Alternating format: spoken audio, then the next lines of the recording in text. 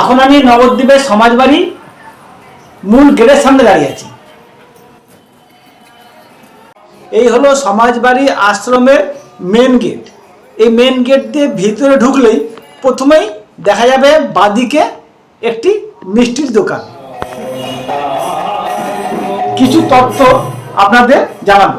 তার আগে বলে রাখি, আপনারা আমার এই চ্যানেলটাকে লাইক করবেন, শেয়ার করবেন, একটু সাবস্ক্রাইব করে দেবেন।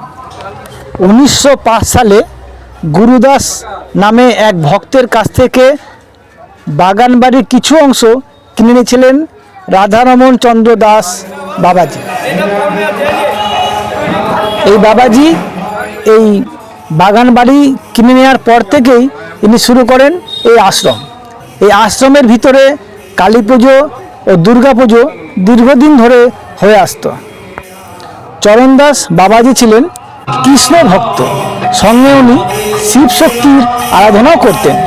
এই আদর্শে দীর্ঘদিন এই মন্দিরের ভিতরে মানে এই আশ্রমের ভিতরে কালী পুজো ও দুর্গা পুজোর প্রচলন ছিল। সেই প্রচলন এবং সেই সম্মান রেখেই তাদেরই উত্তর শরিকরা সম্মানের সঙ্গে পালন করছেন এখনো পর্যন্ত। এই মন্দিরে দুর্গা পুজো ও কালী পুজো হয়। এই সমাজবাড়ির মূল মন্দিরের ভেতরে রয়েছে রাধাকৃষ্ণের যুগল মূর্তি। আশ্রমের ভিতরে দীক্ষার ব্যবস্থা আছে। চরণদাস বাবাজি ছিলেন কৃষ্ণ ভক্ত।